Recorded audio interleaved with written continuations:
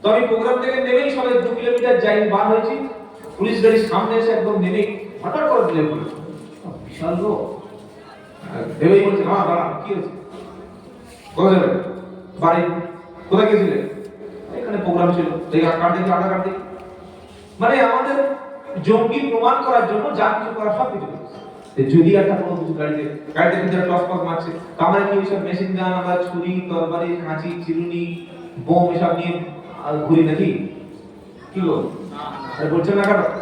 যারা বোম নিয়ে তরবারি নিয়ে ঘুরছে, প্রকাশ্য যারা দেশ বিরোধী কাজে ট্রেনিং দিচ্ছে, পুলিশ প্রশাসন তাদের ধৈর্য ছেড়ে দিচ্ছে, বলছে প্রমাণ। আজ থেকে 2 দিন আগে ফারাক্কা ব্রিজের আগে, জেলাটার নাম মুর্শিদাবাদ, জায়গাটার নাম ধুলিয়ানের সুতি, সেখানে ডবল রেল লাইনের উপরে 2 জন ব্যক্তি, একজনের নাম সাগর আর একজন ব্যক্তি তার নাম মানিক। এই 2 জন ব্যক্তি মদন আর সাগর 2 জন ব্যক্তি দুটো বোম রেল লাইনের উপরে রেখে চলে যাচ্ছিল। কেন? এলাকাটা ছিল মুসলিম এলাকা। যখন বোম ব্লাস্ট হবে সঙ্গে সঙ্গে এনআইএ গোয়েন্দা তদন্ত করে বলবে এই মুসলমানরা দেশ বিরোধী, এরা জঙ্গি, এরা দেশটাকে ধ্বংস করে দিচ্ছে। হাজার হাজার মুসলমানকে, নিরাপরাধ মুসলমানকে ফাঁসানোর জন্য দুটো সংখ্যালঘু এলাকায় 2 জন অমুসলিমকে, 2 জন ব্যক্তিকে পিছনে কেউ মদত দিয়ে ব্যবহার করে হাতে নাতে বোম সহ ধরা পড়েছে। দেখেছেন না? দেখেন এই খবরটা কেউ পড়েননি? আপনারা কলম পত্রিকা বা দিন দেশে পড়েন না? কি করব না, রেল লাইনের উপরে বোম রেখে চলে যাচ্ছিল, হাতে নাতে ধরেছে। তার তদন্ত করার দরকার ছিল না? ছিল না? কোনো তদন্ত হয়নি, কোন রকমের তদন্ত ছাড়াই আজকে জানি না ও জঙ্গি নয়। কোন টেলিভিশন চ্যানেলে জঙ্গি বলবে না, এদের দেশদ্রোহী বলবে না, এদের মৌলবাদী বলবে না। কিন্তু মুসলমানকে ধরে সামনে একটা নামাজ শিক্ষার বই দিচ্ছে, একটা কোরআনুল কারীম দিচ্ছে, একটা নুরানি কায়দা দিচ্ছে। নুরানি কায়দায় লেখা আছে জাহাদা, আছে না? সাবারা ওয়াতালা, আছে না? নাই এই জাহাদা বলছে, এই তো জিহাদ, এই জিহাদ পেয়ে গেছি। কোন জিহাদ? বলছে আল কায়দার সদস্য পেয়ে গেছি। চিনতে পারছেন কোন দিন সামনে আসছে? সেজন্য বাবাজি আল্লাহর ভাইরা খুব সাবধান, খুব সাবধান।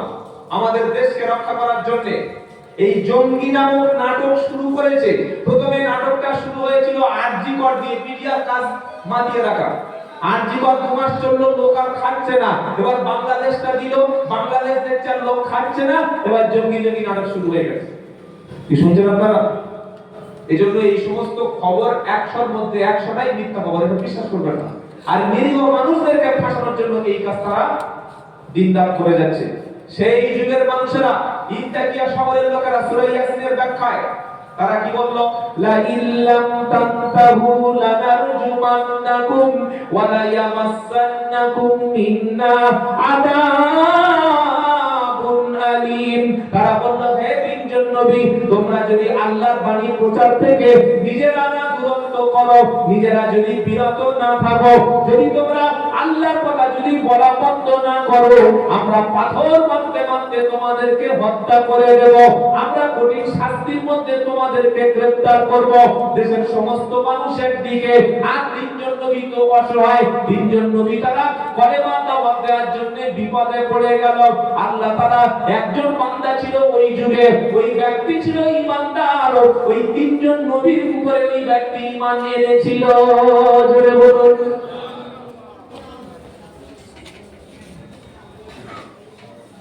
ওই লোকটার নাম হচ্ছে, তাফসিরে এসেছে হাবিব।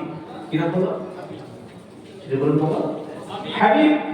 আহা, ওর বাড়ি ওই যে 3 জন নবী যখন গ্রেফতার মানে হয়ে গেছে, হত্যা করে দিয়েছে 3 জন নবীকে, এই রকম সিচুয়েশনে ওই লোকটা খবর পেয়েছে যে আমাদের নবীকে হত্যা করেছে।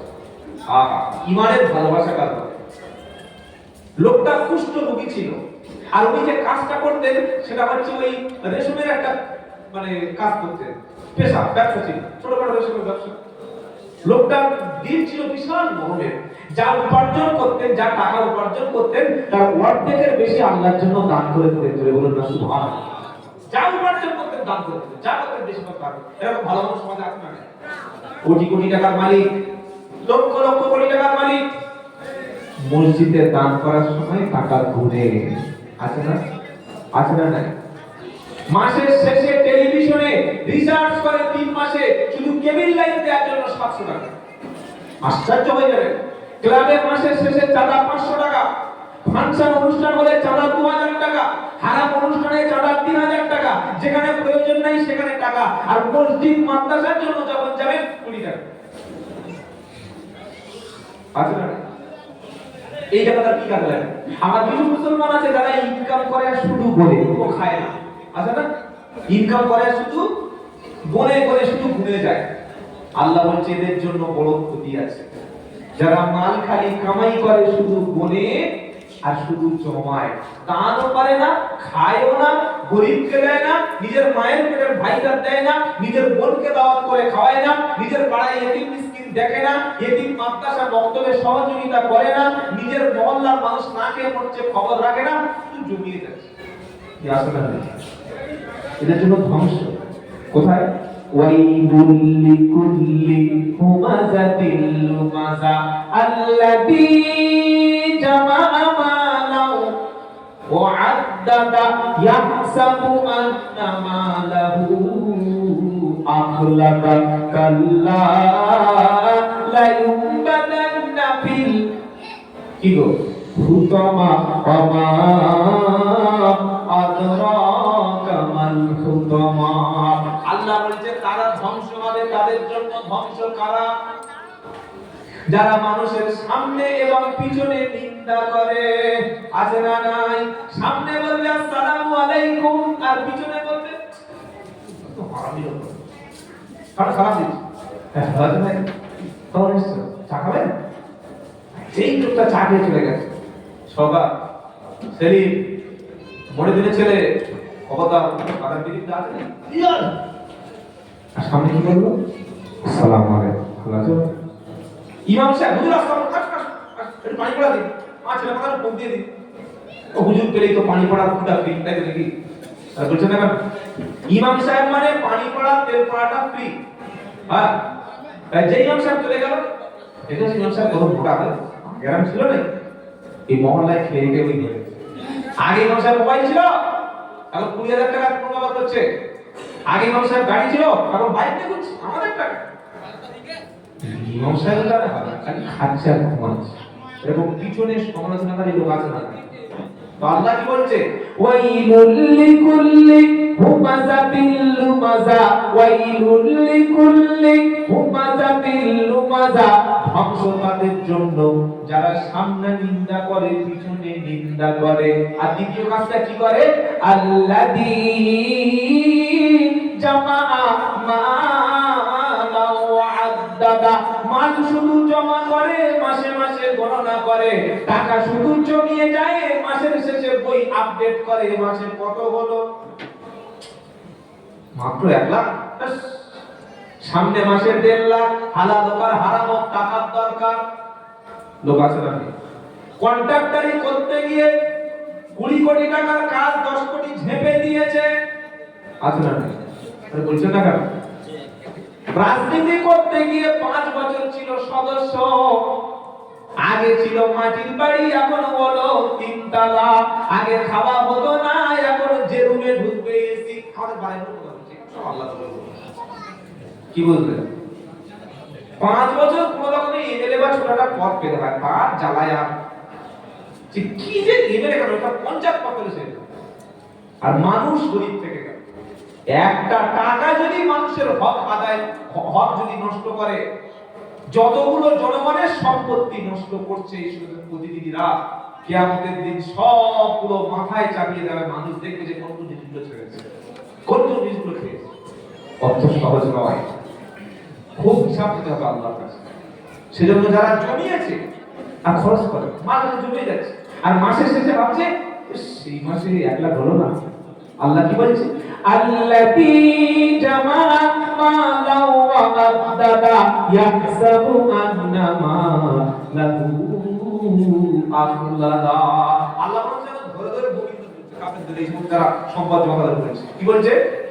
তারা মনে করে ইয়াহসাবু আন্না মালাহু আখলাদা। তারা মনে করছে মাল সম্পত্তি সারা জীবন আমাদের সাথে থাকবে। আল্লাহ বলছেন কাল্লা, কখনো না, কখনো না, সন্তান সন্ততি সম্পত্তি এগুলো দুনিয়ায় থাকবে না। একদিন মাটির ভিতরে হবে ঘর, রে মন আমার কেন বাঁধো দালান ঘর। প্রাণ পাখি যাবে উড়ে পিঞ্জার ছেড়ে, ধরা ধবে সখী রবে তুমি যাবে চলে। বন্ধু বান্ধব যত মাতা পিতা তারা সুত, সকলে হবে তোমারই পর। একদিন মাটির ভিতরে হবে ঘর, রে মন আমার কেন বাঁধো দালান ঘর। তোমার বাপ লক্ষ টাকা জমিয়েছে, আজ দেখো কবরটা ভাঙ পড়ে আছে। তোমার দাদু লক্ষ টাকা জমিয়েছে, আজ দেখো কবরে পানি উঠে গেছে। তোমার আব্বা কি আশা ছিল, দুতলা ঘর বানাবো, একতলা ছাদের উপরে 1.5 ফুট 16 রড ছেড়ে রেখেছে, ওখানে 12টা কলম তুলে আরো 3টে রুম বানাবো, একটা ডাইনিং টেবিল, ডাইনিং রুম আর একটা কিচেন বানাবো, সাথে অ্যাটাচ বাথরুম করব। তোমার আব্বা কলম তুলে চলে গেছে, ছাদ ফেলা সুযোগ হয়নি। তুমি ভাবছো সারা জীবন মাল শুধু উপার্জন করব। আল্লাহ বলছে না, এই মাল তোমার পকেট থেকে কেড়ে নেওয়া হবে। যে পোশাক তোমার পরিয়ে দেব, ওই পোশাকের কোনো পকেট থাকবে? জোরে বলো। ও পোশাকের পকেট নাই, তোমার হাতে কোনো সম্পত্তি নাই, তোমার দেহটা মাটির সঙ্গে মিশে যাবে, তোমার কোনো অস্তিত্ব থাকবে না। তোমার ছবি থাকলে ছেলেরা বলবে এটা আমার বাপের ছবি, বডি খুঁজে পাওয়া যাবে না। দেহ তোমার চর মোচর গলে পৌঁছে যাবে, শিরা উপশিরা গুলি ছিন্ন ভিন্ন হবে। দেহ তোমার চর মোচর গলে পৌঁছে যাবে, শিরা উপশিরা গুলি ছিন্ন ভিন্ন হবে। মুন্ডু মেরুদণ্ড, মুন্ডু মেরুদণ্ড সবই হবে খণ্ড খণ্ড। মুন্ডু মেরুদণ্ড সবই হবে খণ্ড খণ্ড। মাটির উপরে পড়ে রবে সব, রে মন আমার কেন বাঁধো দালান ঘর। তবে কবরের ঘরটা যেন আমাদের সুন্দর হয়, সুন্দর বানাবো ইনশাআল্লাহ। যতটা উপার্জন আছে গরিব এতিম মিসকিনকে সদকা করবেন। আর সবচাইতে উত্তম দান হলো নিজের আত্মীয়কে দান করা। যদি বলুন সুবহানাল্লাহ। বাপের পিছনে অনেকে টাকা খরচ করে না, মসজিদে 5000 টাকা দেয়, মাদ্রাসায় 10,000 টাকা দেয়, আর মায়ের ওষুধ কেনার টাকাটা পকেট থেকে বার হয় না। নিজের ছোট ভাই না খেতে পেরে অসুস্থ হয়ে চিকিৎসা করতে পারছে না, ছোট ভাইয়ের পিছনে টাকা খরচ করে না। ওমরা করতে যাচ্ছে বছরে, আজমিরে যাচ্ছে বউকে নিয়ে, জমি কিনছে প্রতি বছর, আর বাড়ির পাশে গরিব বিধবা মা তার দুমুঠো চাল কেনার টাকা দেয় না। এ মনে করছে এদের দিলে সওয়াব নাই। মসজিদে দান করলে যেমন সওয়াব আছে, একটা গরিব মানুষের ওষুধ কিনে দিলেও সওয়াব আছে। একটা ছেলে পড়াশোনা করবে, তাকে পড়াশোনার জন্য সহযোগিতা করলে নেকি আছে। একটা মানুষের ঘরে প্রচন্ড ঠান্ডা, আপনি একটা অ্যাসবেস্টস কিনে দিলেন, ঘরের মধ্যে কিছু শীতের সামগ্রী কিনে দিলেন, এটাও তেমন সওয়াব আছে। যদি বলো সুবহানাল্লাহ।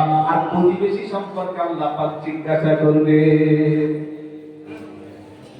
সেই মুসলমান সবচাইতে ভালো যার প্রতিবেশী হাত থেকে, যে ব্যক্তি যার হাত থেকে প্রতিবেশী নিরাপদ।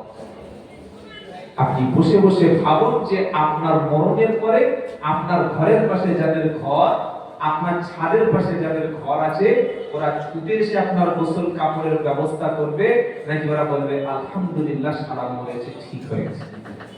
কি বলছি বুঝতে পারছেন নিশ্চয়ই? আমার মরণের পরে বাইরের সব লোকে দুর্যোগ ভরে গেছে, হ্যাঁ গতকাল মারা গেছিস মোটামুটি লোকটা লোকটা খুব একটা খারাপ বক্তব্য করতো না, ভালো বলি তো কি করে বললো রে মরে গেছে কি একটা রোগ হয়েছে বলো না। আর আমার পাশের লোক বলছে ও সব না আব্দুল্লাহ জুবার মতো চিটিং বাজার একটা আছে নাকি, চিটিং বাজ মৌলবি।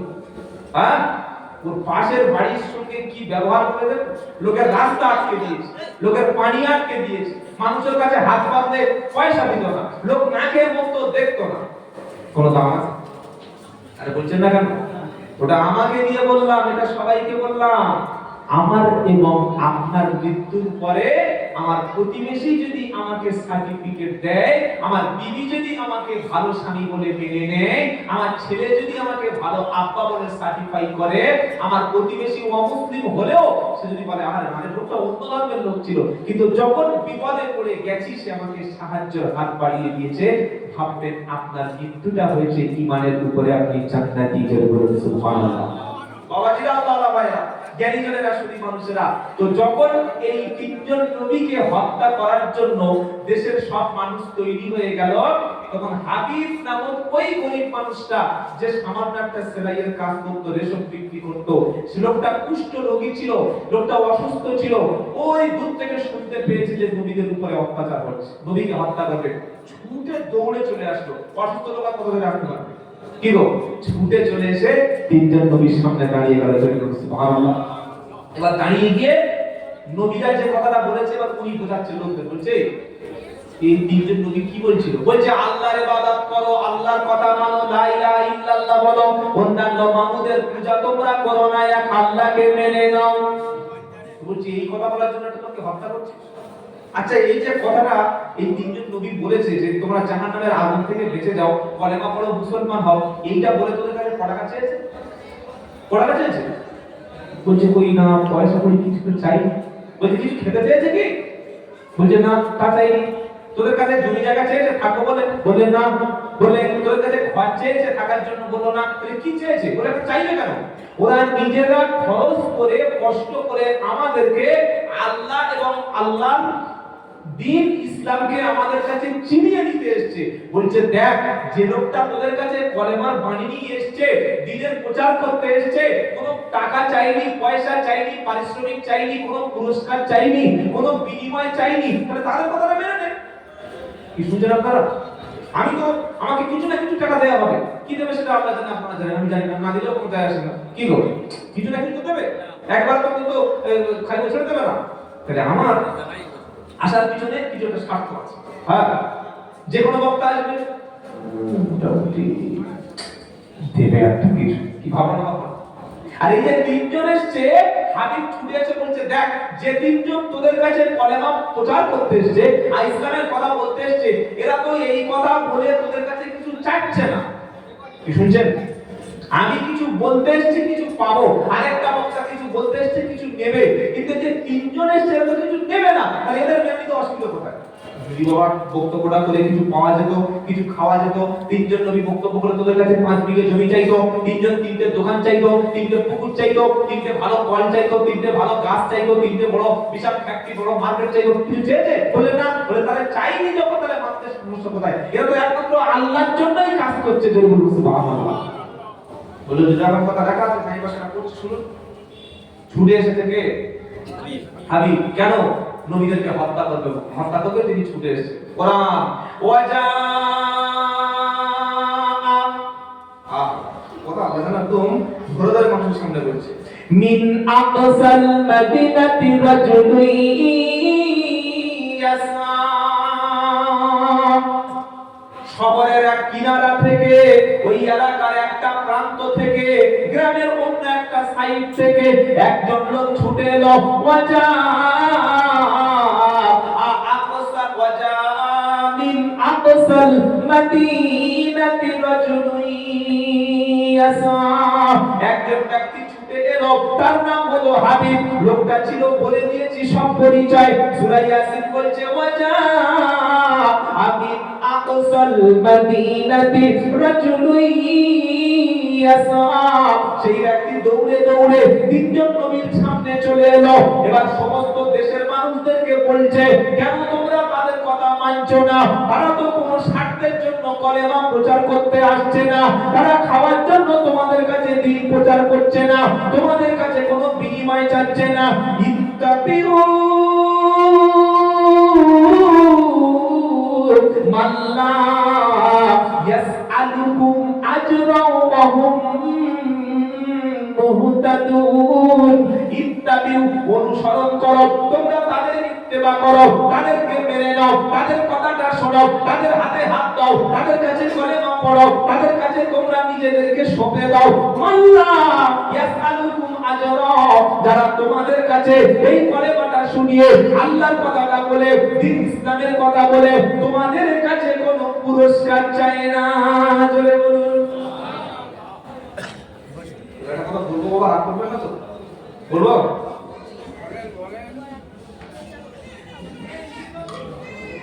যে বক্তা 30,000 40,000 টাকা ছাড়া আসে না, টাকার বাজেট দাবি করে বা 1000 টাকা কম দিলে বদদোয়া করতে করতে গাড়ি ওঠে, সেই বক্তাটা সত্যি কি দিনের জন্য এসেছে না নিজের পেটের জন্য এসেছে? এবার চিনে নিন। কোরআন ইয়াসিন যখন পড়বেন, এই আয়াতগুলো যখন বলে দিয়ে যাচ্ছি তখন চোখে ভেসে উঠবে, ওয়াজা মিন আকসাল মদিনাতি রাজুলুন ইয়াসআ, শহরের এক প্রান্ত থেকে ছুটে এলো, এসে বলছে ইত্তাবিউ, মেনে নাও, মাল্লা ইয়াসআলুকুম আজরা, যে লোকগুলো তোমাদের কাছে কোনো বিনিময় চাচ্ছে না, কোনো পারিশ্রমিক চাচ্ছে না, কিচ্ছুই চাচ্ছে না, তাদেরকে মেনে নাও। জোরে বলুন সুবহানাল্লাহ। আজ বাংলার জমিনে তাকিয়ে দেখো, চোখটা যদি অন্ধ হয়ে যায়, ভালো পাওয়ারের চশমা দিয়ে লাগিয়ে দেখো। এই বাংলার জমিনে এক সময় মুসলমান বন্দিবি থানে যেত, মুসলমান এক সময় তারা প্রত্যেকটা বাড়িতে বাড়িতে সন্ধ্যাবেলা গাছের তলায় প্রদীপ নিয়ে দিত, মুসলমান বাড়িতে শিরিক করত, বেদাতি কাজ কারবার করত। সেই মুসলমানদের ঈমান, তাদের তাওহীদ, তাদের দ্বীন ইসলাম শেখানোর জন্য বিশেষ করে এই দক্ষিণবঙ্গে, আমাদের দক্ষিণবঙ্গে পাঠালেন আল্লাহ তাআলা স্পেশাল কিছু আলেমে দ্বীন। তাদের নাম কলকাতায় মানিকতলায় শুয়ে আছেন সুফি ফতে আলী ওয়াইসি হুজুর রাহমাতুল্লাহ আলাইহি, ফুরফুরা শরীফের জমিনে শুয়ে আছেন মুজাদ্দেদ জামান আবু বকর সিদ্দিক আল কুরাইশি রাহমাতুল্লাহ আলাইহি, আমাদের আপনাদের বসিরহাটে শুয়ে আছেন আল্লামা হিন্দ রুহুল আমিন রাহমাতুল্লাহ আলাইহি, গোরাচাঁদে শুয়ে আছেন পীর গোরাচাঁদ রাহমাতুল্লাহ আলাইহি, হাড়োয়ায় শুয়ে রয়েছেন।